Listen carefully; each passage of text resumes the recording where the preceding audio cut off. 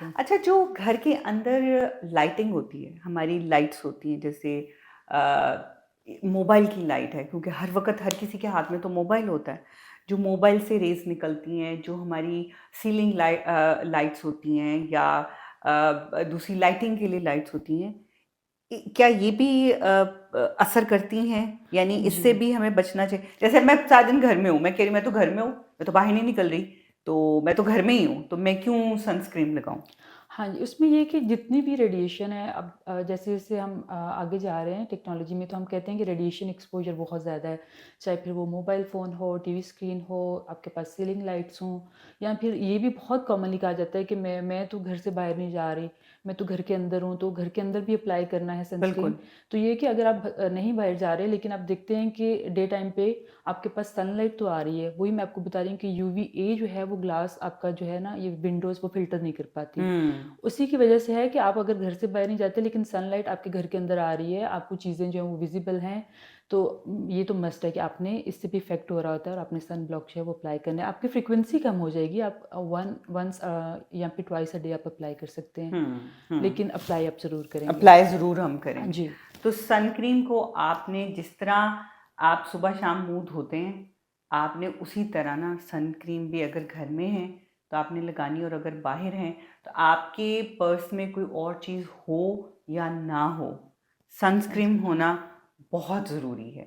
अब मेकअप के लिए तो हम जब बाहर निकलते हैं तो एक लिपस्टिक भी रख लेते हैं, एक थोड़ा-सा पफ भी रख लेंगे कि थोड़ा-थोड़ा टचअप करने के लिए, हुँ, लेकिन सनस्क्रीन भी रखना बहुत, बहुत ज़रूरी है। ज़रूरी है। अब ये एक आपकी लाइफ का पार्ट है जिसको आप छोड़ नहीं सकते, और इसको फॉलो करना भी आपके लिए बहुत ज़रूरी है।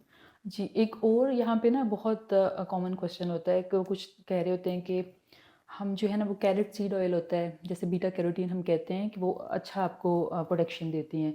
तो कुछ लोग जो है ना वो वेजिटेबल ऑयल्स कुछ को सूट करते हैं, या फिर कैरेट सीड ऑयल, तो वो फिर आके कहेंगे कि ये हमारे पास नेचुरल सन ब्लॉक है, तो हम ये अगर यूज़ कर लें तो हमें फिजिकल या केमिकल सन ब्लॉक की ज़रूरत नहीं है।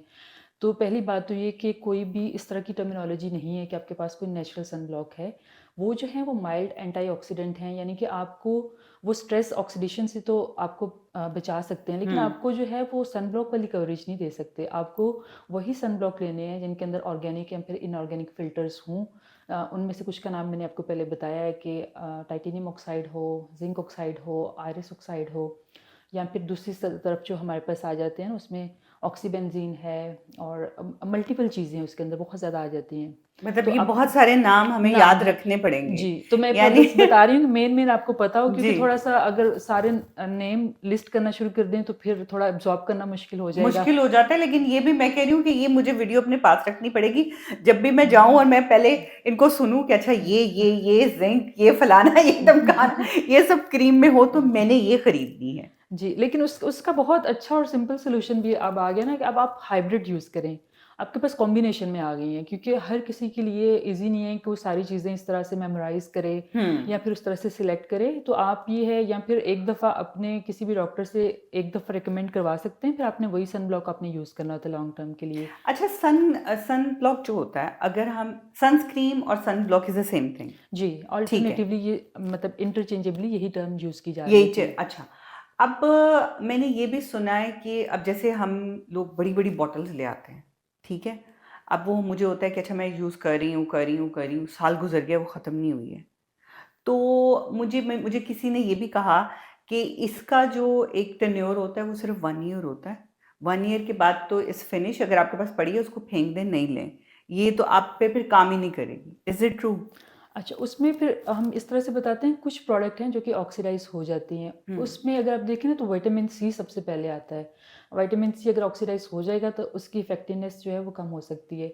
लेकिन अगर आप कोई भी सनब्लॉक खरीदते हैं ना, तो जिस कंपनी ने भी उसको मैन्युफैक्चर किया होता है, एक तो वो उसकी पैकेजिंग उतनी ही रखते हैं, और अगर आप उसको जो बताया गया तरीका है उसके मुताबिक अगर आप लगाएँगे, यानी कि आप हर 3 घंटे के बाद अप्लाई करेंगे, तो डेफ़िनिटली वो एक टाइम पीरियड पे ख़त्म हो जाएगी। बिल्कुल, और दूसरा उसके ऊपर एक्सपायरी डेट होगी, बिल्कुल। वो भी अपने देखते हैं, और इन्हीं चीज़ों को आपने जो है ना वो माइंड में रखते हुए माइंड यूज़ में करें। रखना है, क्योंकि हम क्या करते हैं, हम जब एक दफ़ा मेकअप ले आते हैं ना, जी, मेकअप कोई मेकअप क्रीम, को हम कहते हैं बस अब ये जो है ना, इसको मैंने थोड़ा-थोड़ा तबरुक की तरह यूज़ करना है और इसको मैंने यूज़ करते रहना जब तक ये ख़त्म नहीं ख़त्म नहीं हो होगा। जाती। इवन लिपस्टिक्स में से स्मेल आना शुरू हो जाती है। अच्छा, जब लिपस्टिक में स्मेल आए दैट मीन्स गॉन, ख़त्म, ख़त्म। अब इसको फेंक दो। अब वो कुछ लेडीज़ होती हैं, वो सोचती हैं कि नहीं यार, मैंने मैक से ली है, ये मैंने हुदा की ली है, ये बहुत महँगी है, आ रही है तो क्या बात है, कोई बात नहीं। ये भी जी। करती हैं, लेकिन उसके बाद क्या होता है कि उनके वो सोर हो जाते हैं हाँ लिप्स जी। पे, या फेस पे कोई क्रीम लगाने से एकदम स्वेलिंग हो जाती है, और फिर कहती हैं ये प्रोडक्ट ही अच्छी नहीं है, मैंने तो इतनी महँगी ली थी, ये प्रोडक्ट ही ख़राब है।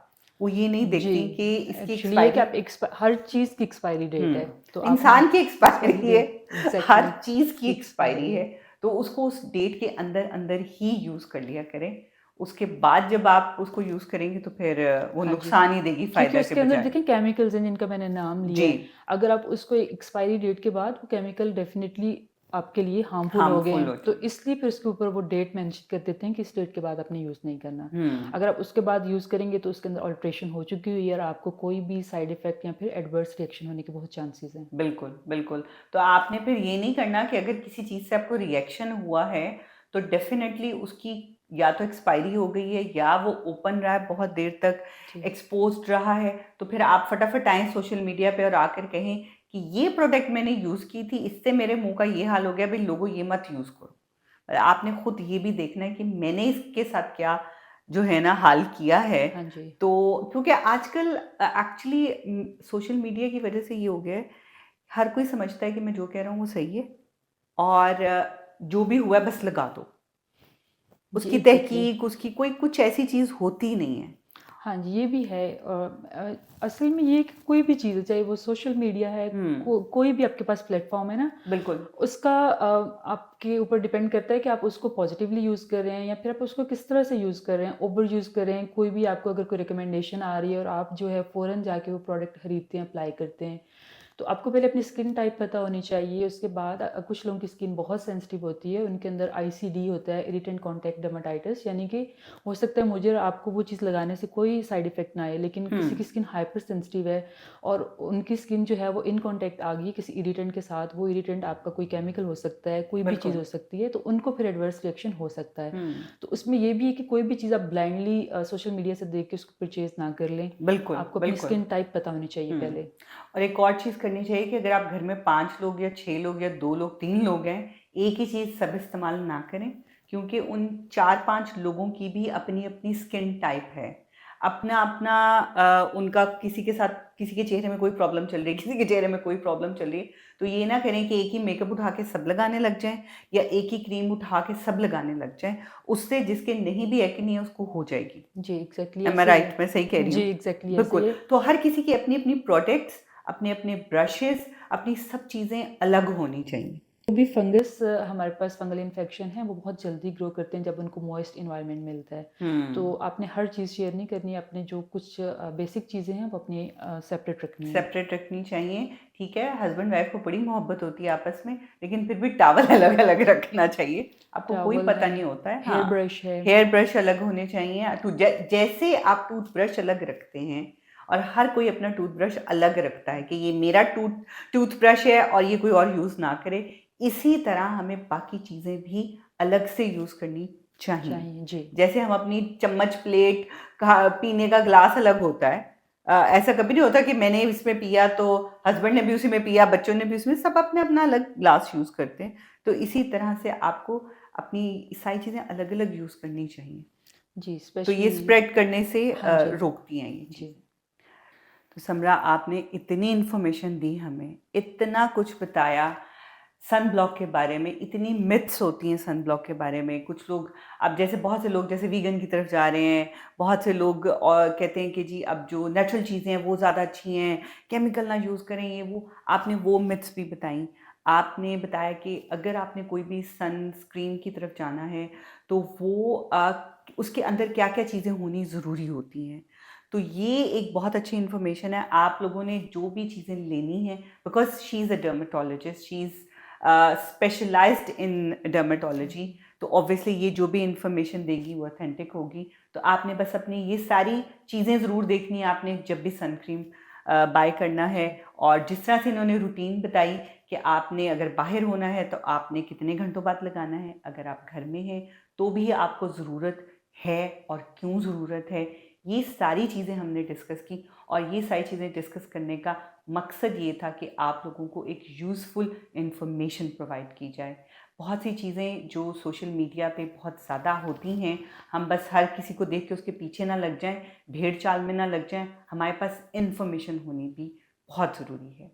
तो डॉक्टर जी समरा, आपका बहुत शुक्रिया। जी थैंक यू आप सो मच, आपका आपने इनवाइट किया। जी थैंक बता यू। हम कोशिश तो ये होती है कि जितनी इन्फॉर्मेशन हम लोग प्रोवाइड कर सकें ज़रूर करें, और जो चीज़ें हॉट टॉपिक्स होते हैं उनको ज़रूर डिस्कस डिस्कस करें। करें।